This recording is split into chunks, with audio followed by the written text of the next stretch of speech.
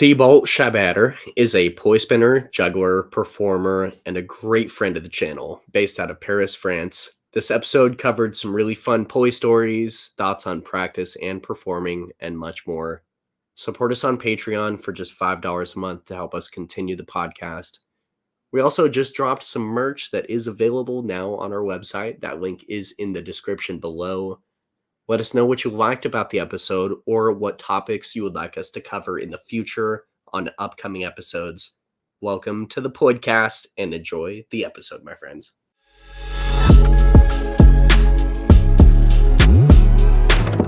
Episode 24. Welcome, my friend. How are you doing today? Good. Very good. Yeah, I've been excited for this episode, as I usually am. Always excited for all my guests, but this one in particular feels really nice because we've been interacting online for quite a few years now, so it's good to be able to chat with you. Yeah. First of all, tell us where you're at right now. Right now in Thailand for holidays, like 2 months holiday, long holiday. Let's go. Where in Thailand? Koh Phangan, it's an island in the south east of Thailand. Super touristy, but I got some spot there, so I'm happily coming back and have my training space that I'm gonna get in a week. So it's mostly gonna be a bit of work and holidays. Very nice, very nice. Yeah, and it's in the morning for you, am I right? Yeah, right now it's 9:32. Yeah, Which it's is like quite early. I only for have one everybody. coffee, so that's why I'm not super awake, but I'm For still everybody at home, it's 7:30 p.m. for me, so we have quite the time difference. He's 14 hours there. ahead. Yeah. Cool, man. Well, really happy that you made the time for us on your holiday No vacation. worries. So I'm take on us all the way holidays. take us all the way back to when and how you got introduced to poi. When and how I got introduced to poi? Yes. Okay.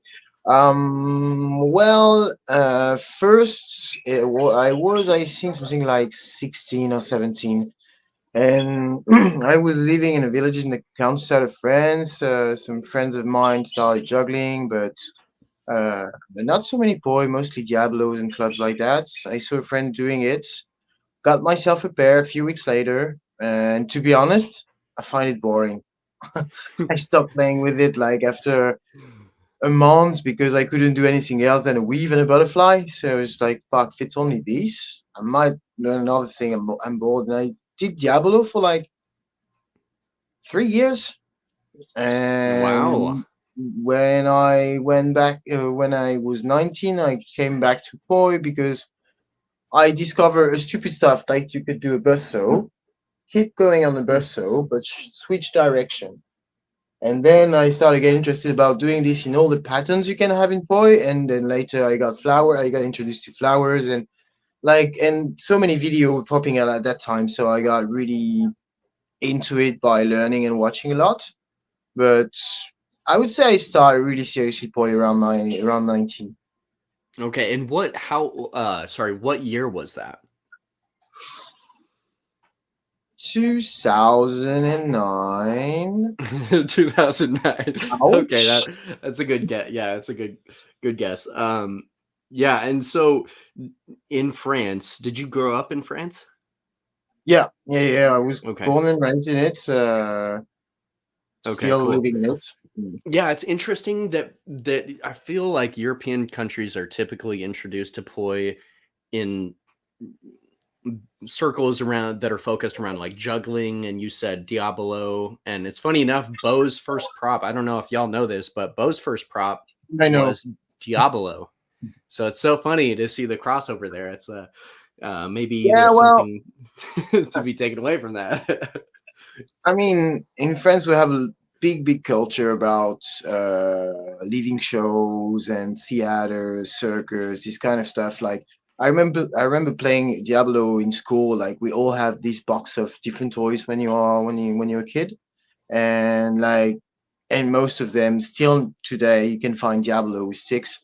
So I'm not saying like Diablo is the most popular thing in France, but I'm just saying that we are used to, like, we have extra activity around school and circus is one of them as well. So Mm-hmm. I don't know, I feel lucky somehow in Europe that we have these kind of super big culture around circus, theater, street Yeah. shows, and stuff like that. Well, It's super nice.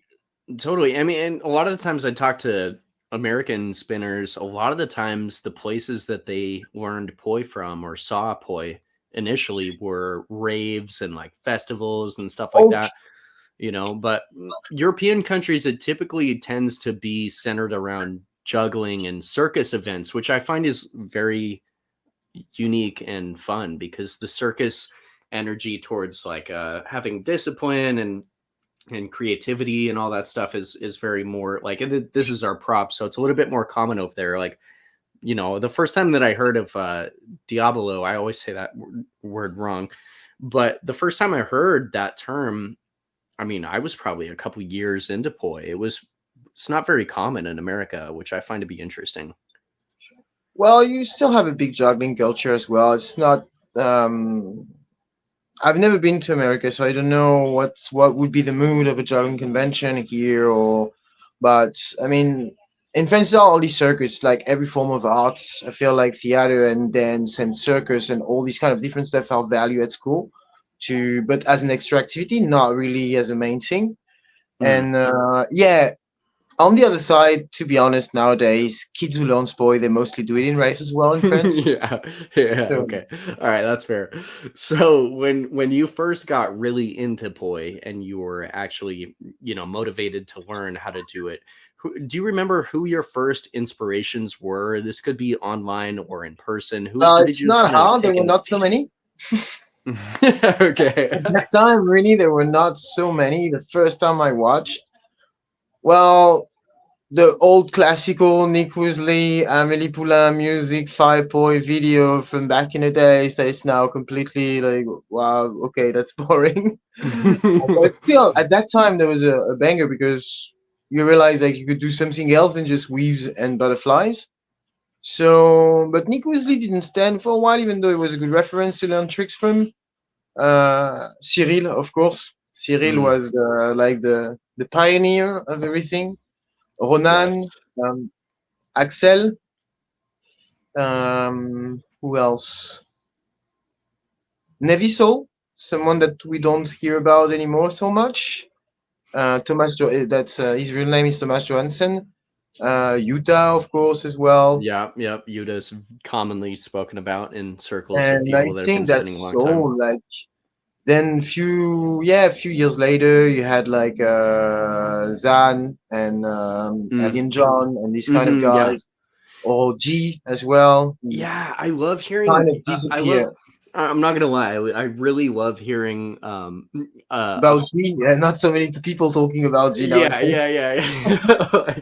Especially somebody that's not from America, right? Like somebody who is from Europe or wherever else in the world. Mention Alien John and G, because it's great. Just shows your time period of of the time that you started spinning, which is really cool. So when was your first juggling, or in America, flow arts event that you attended? I don't know if you would refer The, to it as that by the flow event yourself. the flow event I attended first. Yeah.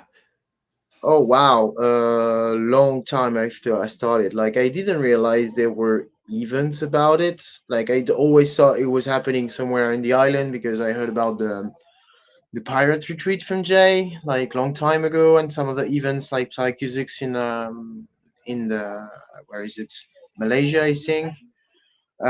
But anyway, the first flow event I went to was Phoenix 2016, I guess.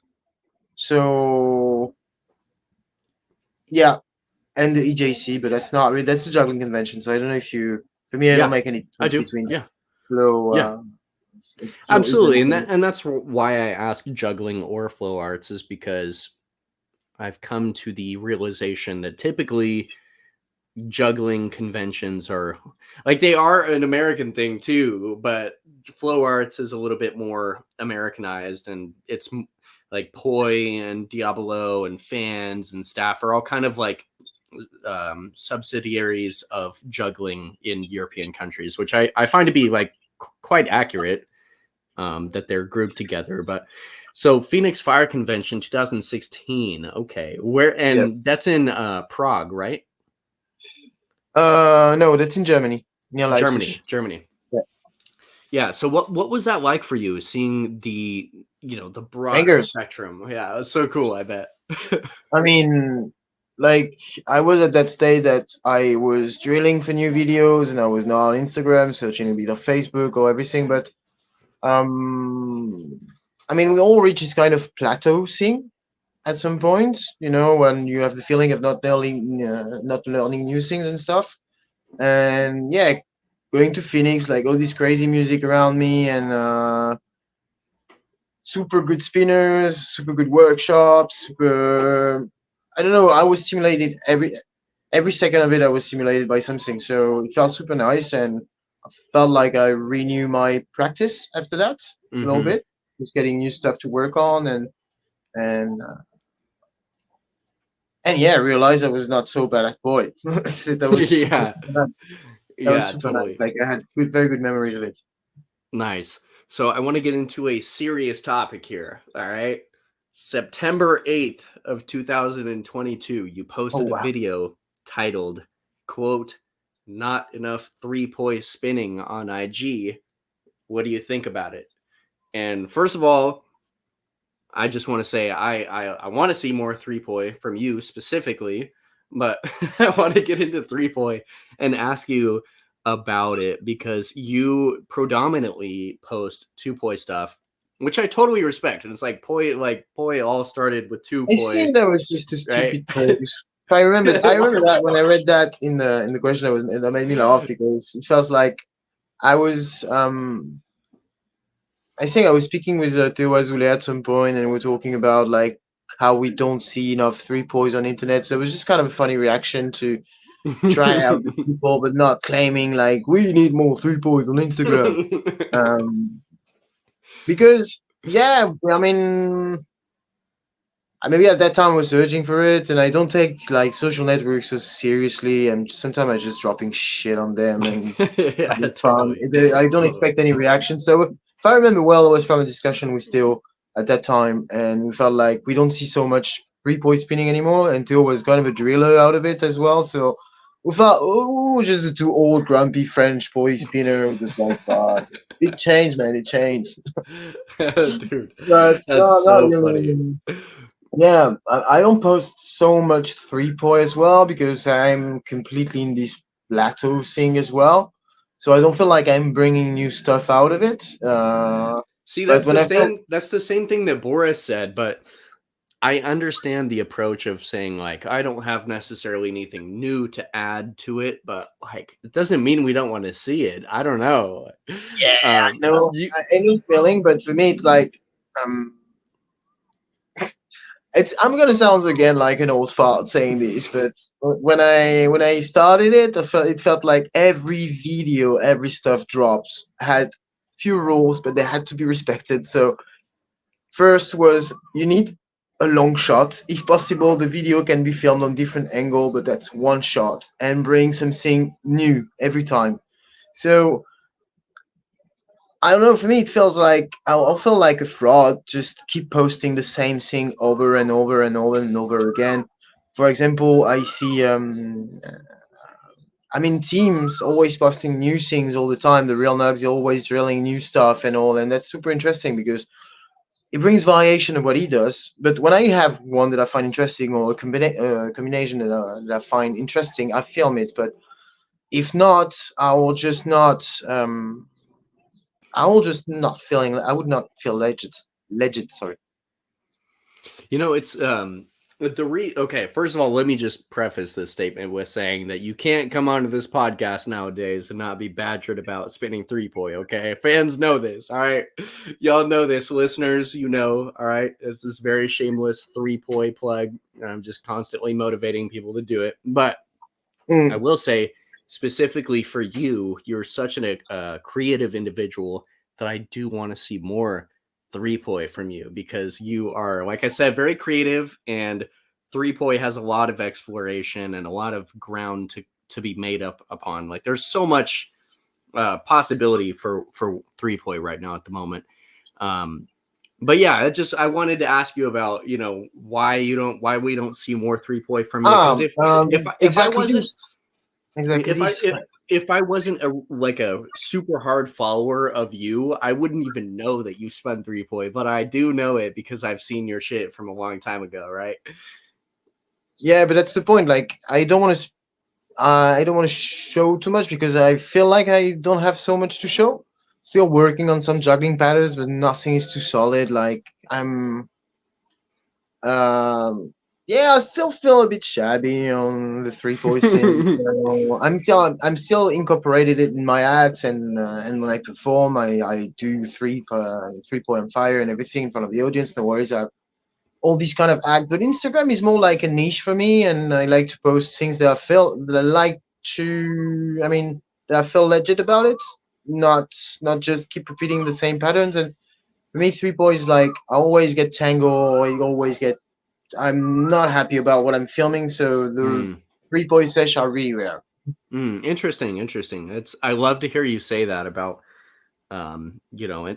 social media in general. And I saved this for a later topic, but if we're on the topic already, you you had a video that went fucking crazy viral. All right, so got up to past 1 million views. Right, and the What funny the thing fuck? about this video is I've been following you for years, right? So I've seen your great videos and I've seen so much from you, and it was a good video, right? It was good. It was good. It was, of course, you posted it, right? But what do you think? Like, was it just totally random that this video just blew up randomly like that, or do you think Right. there was? To be honest, that day I couldn't guess what's gonna happen. Like I just posted it, and after 20 minutes, I look at it on my phone. I was with Gustav Good Stuff, I think, on Instagram now. I don't know his name, but he's a friend of mine. And he's like, Gustav, look, I have already 1,000 in 20 minutes. What the fuck's going on? And then by the end of the day, I reached 20 or something, and it kept going and going and going and going. And I was like, okay, that's not because it's good. That's just the algorithm. It's just you haven't Yeah, done. And that's not. And I mean, it was kind of satisfying, but after a while, it just felt like, okay, I got lucky with the algorithm. So it was good fun, but I don't know what the fuck happened. To be honest, it was just like, okay, 1 million view, why not? yeah, And plus a then, million, more than a yeah, yeah, yeah, million, dude. That's it was crazy. a bit surprised, but I was still like the fact of luck and not really. I made something exceptional, even though the tricks was. I was proud of it. It's something that I don't get 100% to be honest, but this one was really neat, so I had to post it. And It was good. It was great. It was so good. Like the slow mo was fucking perfect. Because it was the most complicated part of the sequence. yeah, It was great. Like but I yeah, remember seeing it and yeah, I was like, holy shit, dude! This guy, that's super cool. But had to cover it. Had to get your thoughts from it. Very cool. And I'm always super glad to see a poi video go viral, especially from somebody like you that's so creative and really has been putting in a lot of work into poi and that deserves it. So I'm very happy about that. I want to ask you about an act. Okay, so have you ever created a full act for a performance or like a yeah. I got festival several. or event? I got several. I have. Well, the first act I created was for Phoenix 2018. They asked me to go on the variety show, and that was the first time I had to build up a solo act. So I did a 4 minute and something piece of contact poi. Then I ended up working. I had when I get to buy the LED programming thing, I started work on the LED act that I'm still running now, and it's been I think like 6 years that it's. I start to work on it and keep working on it. It's finished now. I played it many times, but I like to keep working on the piece I have on. And I have as well Five Poi Act 2 and 3 Five Poi. I'm working on a Bugang Act with Oh, LED Bugang. interesting. Next, I want to buy. I want to build at some point a 20-minute solo act of just LED and with different props, something like yeah, boogang, poi, triple staff, contact staff, Okay, so many kind of you've been things, and you've yeah. been working on an act. Have you maintained a song that you've been working on throughout that act? What do you mean by maintain a song? Like So keeping the so same song? are you switching the song, or are you keeping the song and just changing parts about the choreography? Ah, how I built my act, you means? Yeah, sure. Um, I'm always kind of studying the music. It's like I'm listening to it and I count the time. Mostly it's by eighth, and then every sequence that is on the same intensity, I keep it on the same line, the same measure, or the same tricks research. And when the intensity change, I will change the speed, the ground level, or something like. I try to adapt myself to the music. First, listen to music and study it a lot to see what patterns I would find interesting in it, and then build up around it. And yeah, but I listen to the music first, and not and after I create the patterns. But for me, music is really really important. Absolutely. I mean, as it should be if you're performing to a live song in front of an audience that's builds the feeling, behind the performance. So Uh, that's exciting. So what was the process like for you? Just a lot of going back to the drawing boards, listening to music and kind of theorizing ideas that you would want to put to paper, or like put on, the on the performance, or like how long? I guess there's a lot of questions that I have about it, but like how long did it take you to get a decent run through of a performance, and what kind of strategies do you take as far as building that? I think it's exactly what we say before filming. That it's by making mistake that you learn how to do it. So now, if you tell me like you have to create a solo act of 3 4 minutes for in about 2 or 3 days, I'll just panic. I'll just put myself in a fetal position, like no, no, no, this kind of shit. And now I felt like it become faster and faster because I Mm. have patterns that I know that they are working in front of an audience, so I can use them to filling out holes that I don't have choreography to put in. So now the process is super faster because if you do one, the next one will be faster, and the next ones will be even faster, and you get faster and faster and faster, and you keep ideas. Like I feel like by doing this, I'm saving a lot of different ideas that I use or some stuff that I see that I can adapt in my shows or in my group choreography or stuff like that. I love to But hear that. I love to hear. I've been putting together performances now for this is my third season of actually performing it at Flow Arts events, and I yeah, find it. I'm always curious to hear other people's perspective on this, because right now I'm performing at the same festivals, every year. So when I come back to for my third year, it's like, well, I have to have I've already done this act at this okay, festival last then year.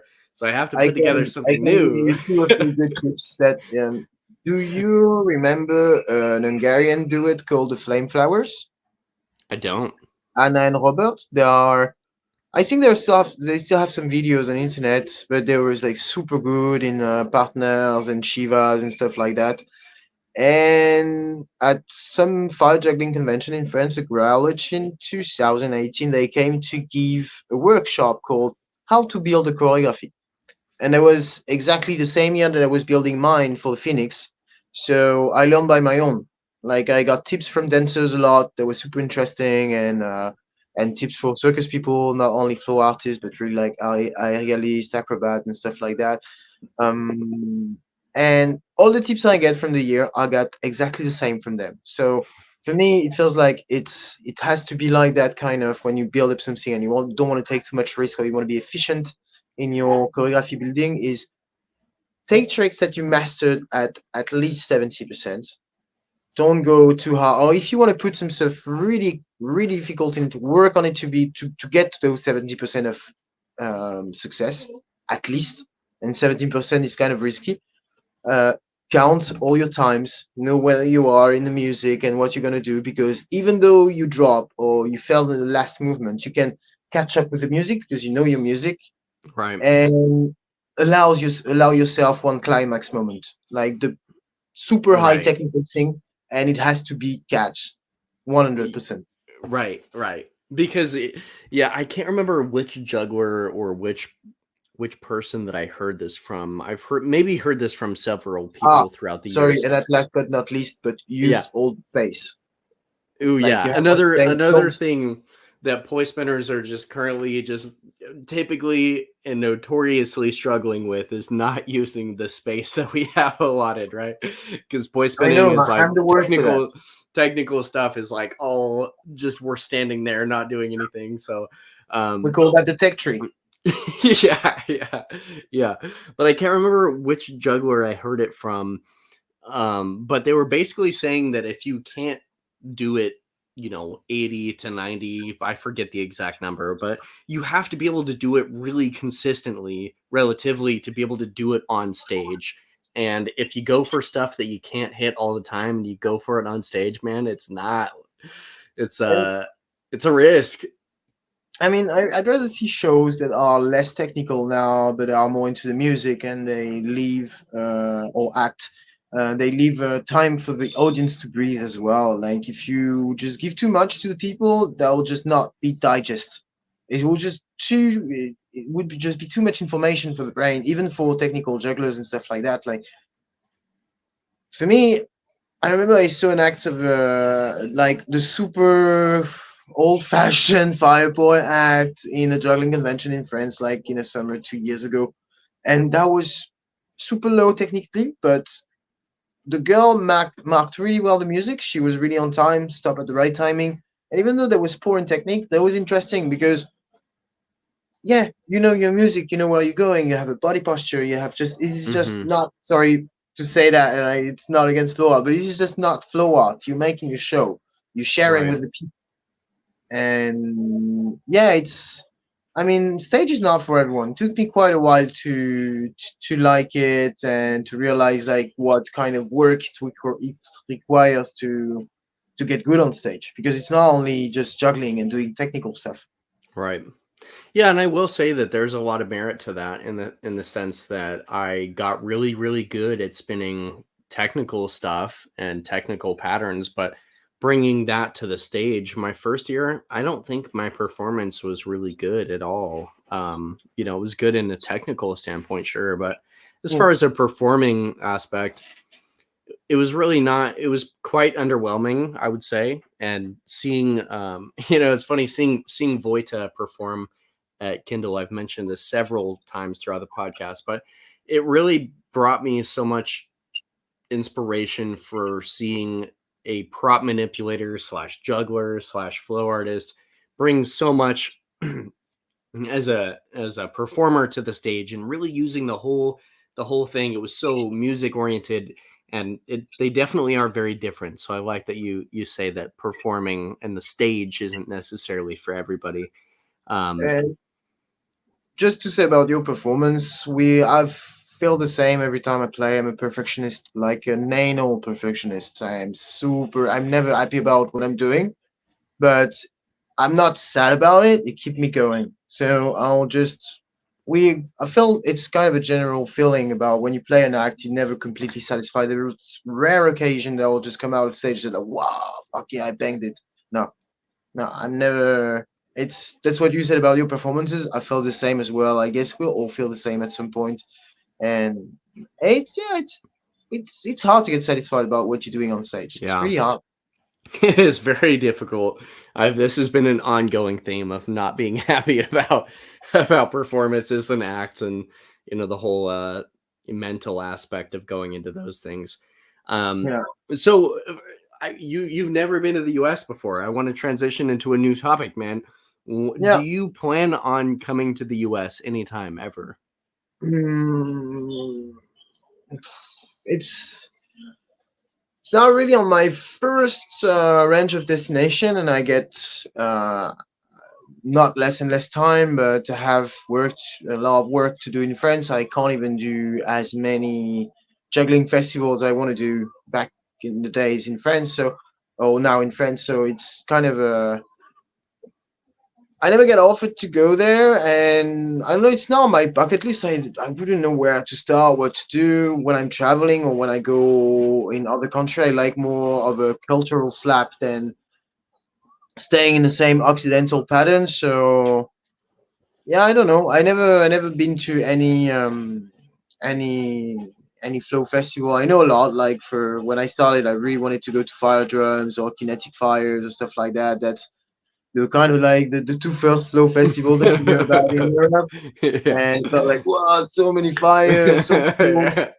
Now I don't know. Like I would love to go there once. I know Jansu and other friends going. Jansu. Like, Jansu, yeah, that's yeah, my boy. I fucking love that guy, dude. yeah, Jansu and Lucas were there last year as well.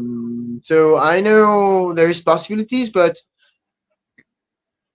never tried. I don't know. I mean, I don't make plans. I'm just trying to get my life together first, and if it I get happens that I you. will come, I get you. it's I ask this question very selfishly because I want to have you here. But John Su, dude, it's funny. This guy gets mentioned all the time. He's such a dope juggler and performer, and it was a really cool guy. We just ended up like juggling for probably like an hour and a half, 2 hours at Kindle, and there are unconfirmed reports that he will be attending Kindle 2024. So I might find myself there, but I would love to catch you at one. when And usually Kindle is next year. No, it's this year in September, this year, right? yeah. You even know the dates, dude. Come on, bro. You even You know. know, I have friends. I have people there. You have me uh, there, dude. What are you talking yeah. about? Of course, you have people No, I there. know. Of course, I'm following the scene. Like it would be a nice experience, but first, it's a budget. Like I have many. I was a hard traveler before. Now I try to focus more on the kind of the project side of life. So I'm gonna be the grown up of the story and save money and not go save the guy who's in Thailand right now. But yeah, I try not going too wild on travel, and America especially. Seeing it could be kind of a budget, but I don't know. Like I don't know what's gonna happen next year. I'm I get just you. following the flow regarding travel. If I can travel, I do it. If I can't, it's okay. But I like this time I decided see like a couple of months before I was going to Thailand. But as it was in between Brazil and Thailand, and yeah, I don't know.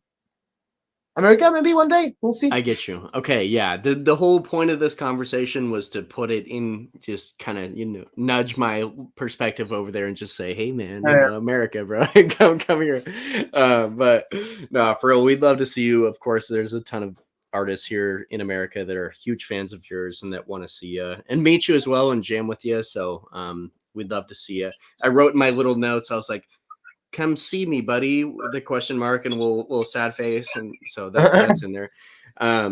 So I want to check Yeah, the out some. closest I've been to America was Mexico, I think. Yeah, Mexico's so fucking good though. Oh my Yeah, god, there's yeah, Mexico's incredible nice. artists down It there. was a Christy and super nice time Leo's. over there. Oh It my was super nice time over there. god. Yeah, cool. I want to get into some of your favorite YouTube videos of Poi, because we have a lot to discuss as far as why you love these videos so much and what stood out to you about them. So Joey's going to pull up a video here of some of your favorite Poi videos on YouTube. We got, of course, first video coming in hot. Of course, you already know. We won't stick on the whole thing the whole time, but Mel I repeat. mean, come on. I've been studying these videos so hard, and Mel is still like full powers nowadays. He is, dude.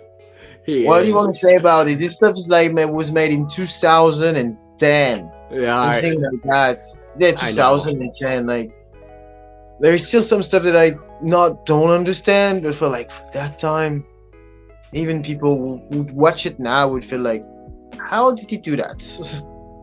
I know. And yeah, no. This is one of the craziest video you can find so far. It's like the topic was hard because you dropped the question last night at something like 2 a.m. I was like, I did. All right. I won't lie. I need to make that hard choice now. So I try to find the most video, but this one came like, yeah, really, really quick on the list. all the well, of course, background, and the following of the flowers. Like this one was kind of the cross a arm, given. kind of square, whatever the fuck anti-spin it is. It's just yeah, Mel is insane, and still in what he's doing right now is he has such a style. So many inventive and stuff like the moth, the little butterfly do with 2.1 end, but grabbing the Yeah. rope. And Mel gets so many shout outs on this podcast, but well deserved, because this video is an absolute classic, and I love to hear that people nowadays would still put it in their top 5 videos of all time, because it really, the influence that it had is absolutely huge. And if you're watching this episode and you've not seen Mel's episode, we actually had Mel on the podcast, so go back and watch it. It was really good. Mel's an awesome guy. And Mel, if you're watching this, I know you are. Shout out to you, brother. We just absolutely love this video as always. So yeah, classic, absolute classic. So we've gone through this video so many times. Replayability is a huge aspect, but we'll move on to the next video that you mentioned here. And this one is, I'm actually really happy that you mentioned this, because this is one of the untalked about, one of the most untalked about videos. And Keith Marshall is one of the most influential but non-mentioned artists that I can think of. Keith Marshall was just an innovator in so many different ways. So I want to hear your perspective on why do you think you mentioned Keith Marshall's video on this list? Because I stole so many toss out of this video. I remember when it came out. I don't remember who sent it to me, but that was that dark time when you don't have so many video on Facebook, not even Instagram, just like YouTube, and you have to search for getting new stuff. And this guy came out with this video. At first I thought, like, what the fuck is he doing? Like, he's never tossing, just doing weird stuff. I don't understand it. But the music, it get interesting. And then with this pattern of pendulum, I realized, like, what? Okay, where is he going? It's more and more interesting. And I remember I had goosebumps watching it the first time. But like, he brings so many super floating techniques and stuff. It's super, everything in there. Like, do you have the musicality, the intensity of the video, the tricks? I really love that, and the way he brought it. Like, it's super. How can I say? Poetic, kind of. I don't know, with the music. It's a great term. Yeah. It's. Even all that build up. You don't know if it was filming one sequence or it's just. Yeah, I don't know how to describe it, but this video, I remember watching it so many fucking times. Like, well, Keith was one of the earliest artists that really, I want to say, like, exemplified so many parts about Poi that are now such a part of the modern context, as far as manipulation and contact and manipulations and everything that's kind of blended into a style right now. That's kind of like a modern Poi style, but Keith was, just one of the early innovators of Poi, for sure, man. Yeah, when I rewatched it last night, I felt like, fuck, there's stuff that I'm using a lot today, and I didn't realize it was from that video. Like, I'm still finding stuff in my flow that coming from this video, and I don't realize I was using them now. So, yeah, it's probably one of the video with Poi in the Park, even though I didn't mention it, but that's one that I watched the most, like really the most. Absolutely. Well, I hope to get Keith on here on the podcast at some time soon. So Keith and Antonia, if you guys are not familiar, run an Instagram page right now. It's primarily the point of contact for them. And it's such a small Instagram page, which blows my mind and hurts me. Because I saw them doing live show now. They are crazy. It's super nice. They're so good, and they're just posting videos just to throw it out there. It's like such a humble approach to social media. But yeah, go, if you don't know who Keith Marshall is, absolutely go check out his Instagram. Go check out the YouTube videos that have been prevalent for so many years now. I know we have the next video that I'm really excited for. This one I will continue to boast and to promote my friend and my man, Hindi. Oh, yeah. I don't know if you know this, all right, but I'm gonna flex on you real quick. Me and Hindi grew up in the same city, and I've known Hindi for a long time, so very happy to Nice. see somebody just like yourself that is, grew up in France of all places, and that is a manipulator and an artist traveling all across the world that would put this in the reference videos for us to watch. And it's just so cool. Shout out to Justin Hindi. Tell us why you think this video was such a standout one for you. Because there was kind of a new breaky. When I saw that, I felt like, yeah, finally someone who find a way to break the patterns of flower and make them less boring. Like all the bumps he do on his arm. I was not aware of glow stringing and not at that level, so for me it felt like it's super interesting. And even nowadays I still use a lot of process of this. I felt like I stole so many concepts out of this video because it's super, I don't know, it got energy. Like it's super, it's not continuous stuff. It always breaks and bumps on the arms, on the legs, on everywhere. All the manipulation is doing, it's super robotic. So it's interesting and change a lot about the kind of organic. It's a good balance between organic movement and super robotic movement. So I really like that. I remember when I watched this video, I was like, dude, this guy's fucking insane. I know how he's doing it. Like, and I worked a lot on the forearm bumps. I'm still using them a lot. I mix a lot of he-sync plus Cyril sings, and yeah, this video was such a slap. Really. Yeah, dude. I'm gonna send this to Hindi so he knows that we're talking about him right now. But yeah, what a guy. I feel very blessed and very lucky to have grown up in the same city as this guy. Because like seriously, we could not even be doing this episode if it were not for Hindi and his influence on us, myself and my brother, and the other friends that we had in the area.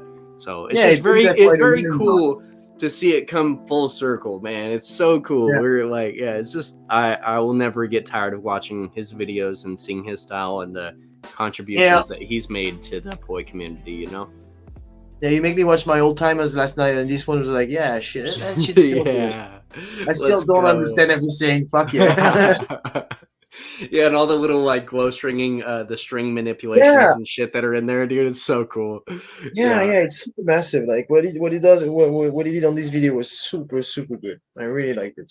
Absolutely cool. So the next video that you brought up was the Vulcan Tech Research by Bo and Austin. Those two dudes. Bo Juggler and Austin Witherspoon. Shout out to both of you. I know Bo is a frequenter of the podcast. Also has us on Patreon. Thank you very much, Bo. Supports the podcast. And Austin is actually from Utah as well. I'm from Utah.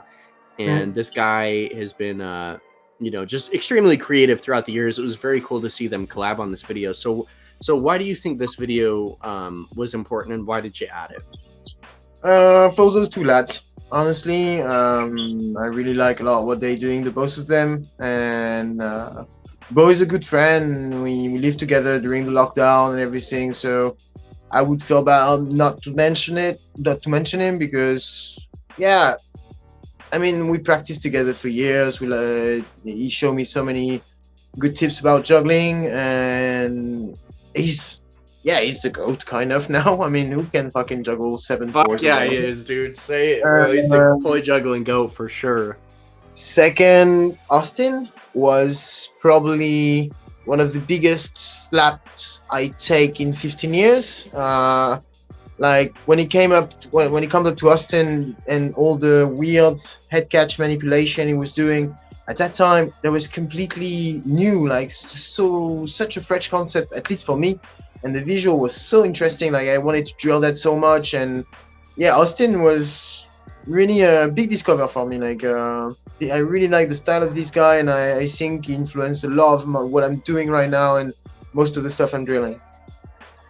Absolutely, man. And Austin has a very unconventional style of spinning. He's very new age in a lot of the ways because his style really revolves around manipulation and like quarter time angles and contact and off rhythms, polyrhythms, toroids, like a lot of the stuff that we just find to be so technical nowadays. Austin was really doing it in a way that made me see it and be like, wow, okay, this is going to a new level for sure. And it's funny because I can see your style just going hand in hand with his in a lot of ways, because you definitely do spin similarly to Austin, and Justin I Handy studied. making the appearance, dude. Yeah, yeah. There is Justin as well, and there is Wyatt that passed by. Wyatt Davis now is juggling That's super also good my juggler. guy.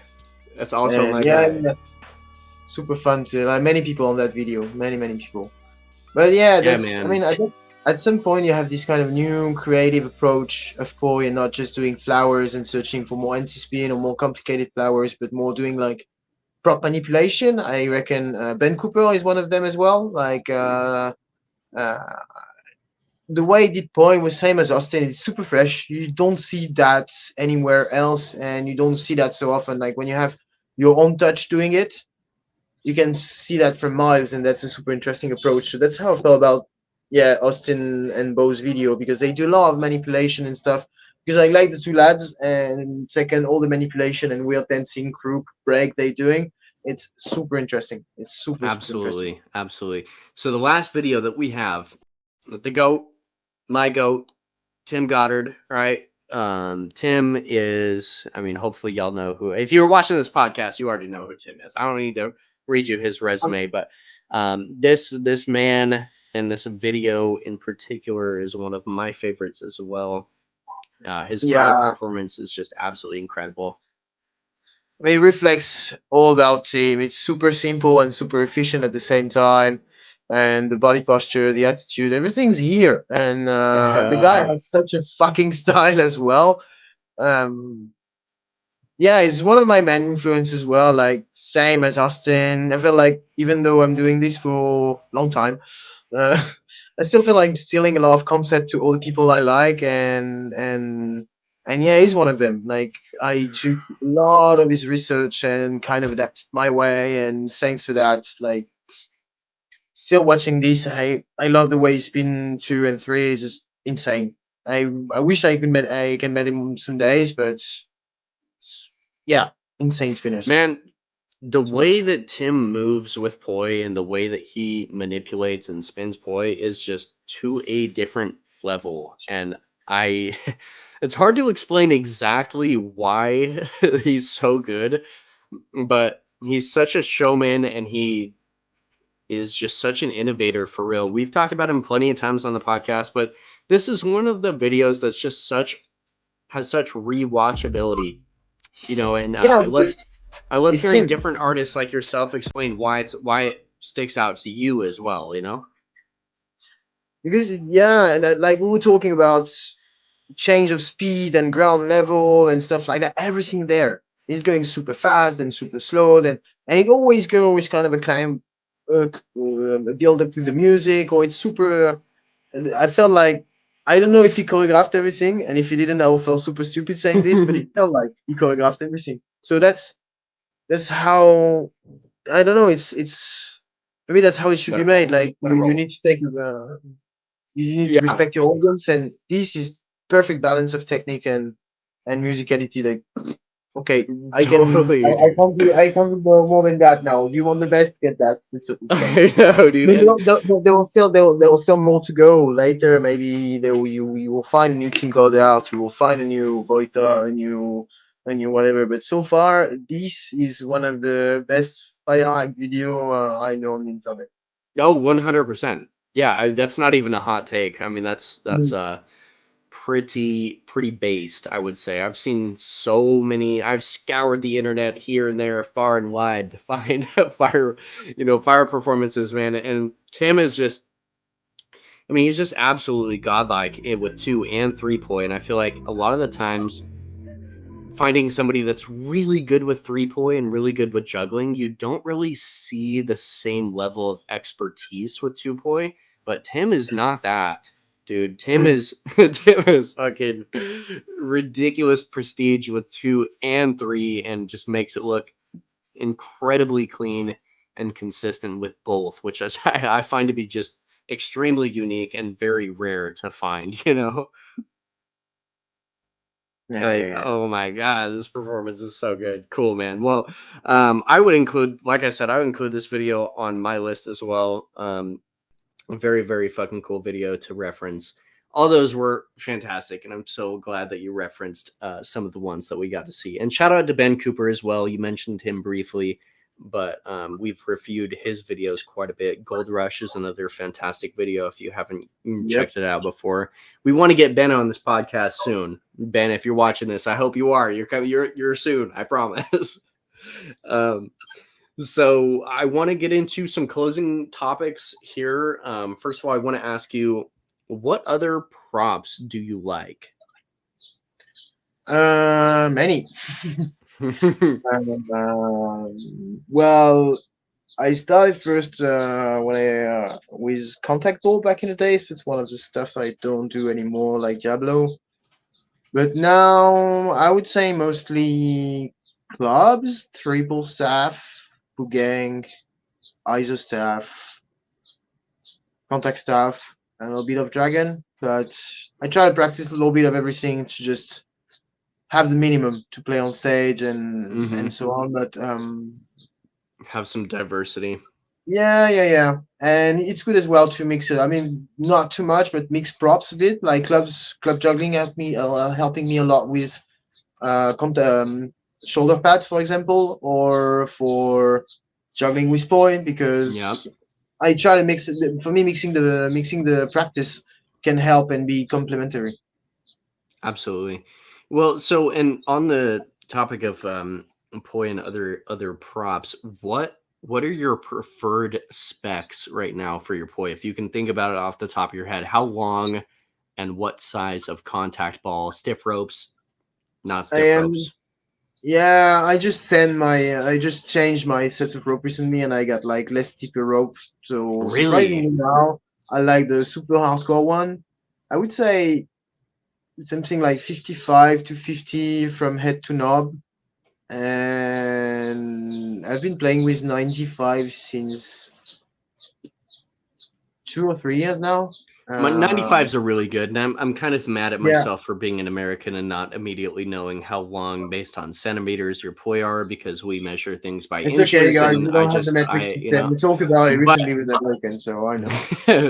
But yeah, and what else? A silicone knob from Play. I mean, I tried many times the 3D printed or lighter knobs, but like when they are heavy. So yeah, 95 silicone knobs, stiffy rope, something like 50 to 55 centimeters.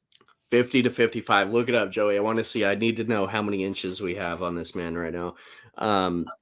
So okay.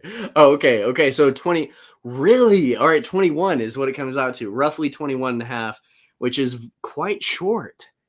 Quite short.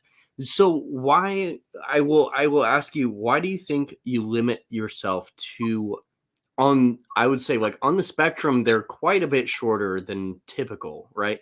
So what do Hmm. you think, what do you think prevents you from going longer? Mm, I tried. I mean, it's getting stiffer and stiffer when I don't know. I have a sweat in my hand that making even Bo when he gave me the white rope he's using all the time. He told Yeah, me like, you can't destroy it. You can't. It's impossible. yeah. And like when we saw each other 6 months later, the rope at probably that bit above the knob was like twice time thicker.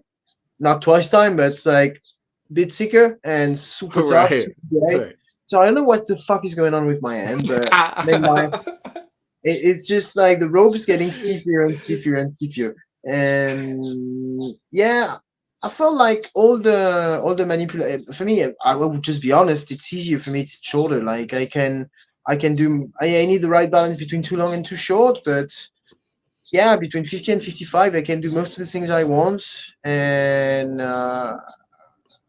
yeah, I'm actually quite short as well. I don't have such long arms. So for me, if I get too big stuff, I will just be For sure. confused. And it's a Uh, speed thing as well too. Like, the shorter the poi are, the faster you can really manipulate them and throw them in a circle, right? The longer they are, the longer it takes for them to do yeah, certain things. So Yeah, but the longer they are, some stuff can be easier as well. I think contact, for example. Yeah, absolutely, and that's the reason that we like going all the way back to talking about Wyatt Davis.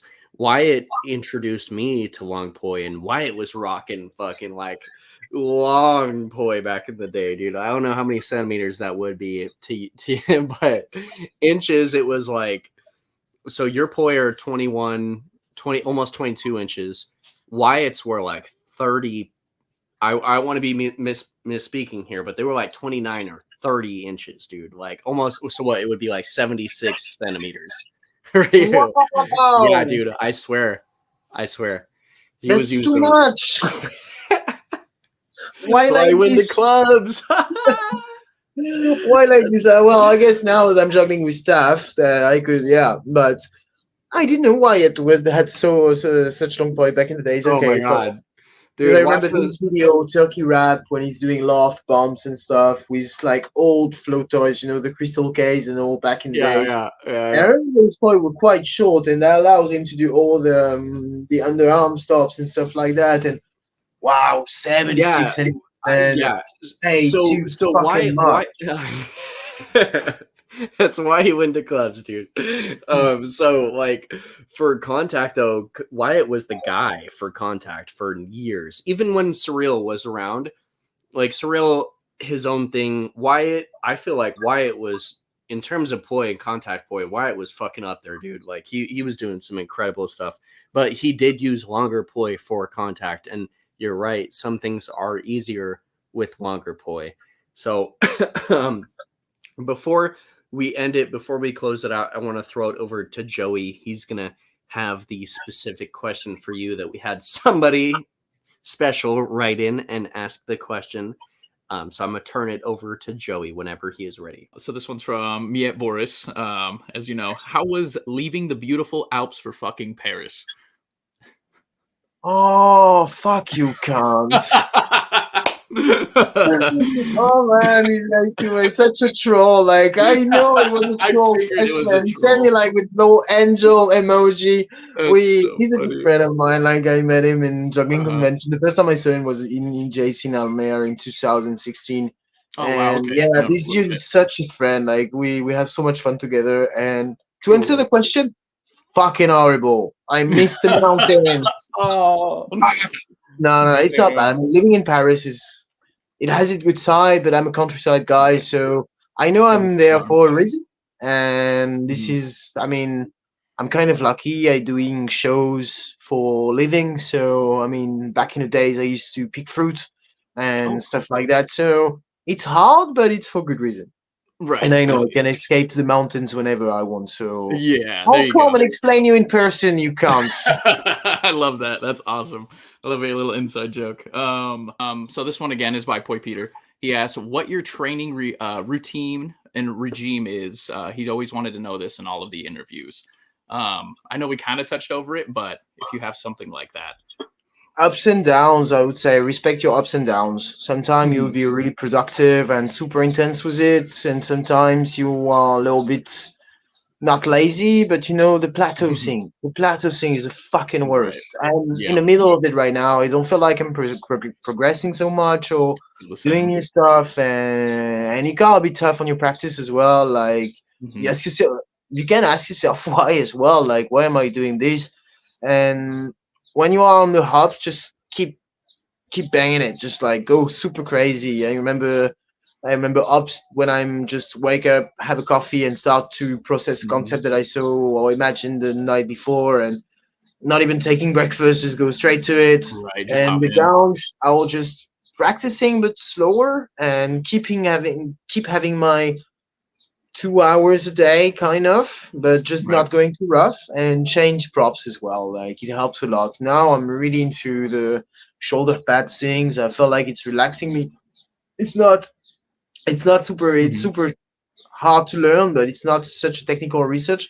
I keep doing the same movement. It's help me focus. I don't need to have expectation in my practice. Just Okay. to, yeah. So ups and downs. Respect your ups and Ups and downs. For me, downs. that's the best.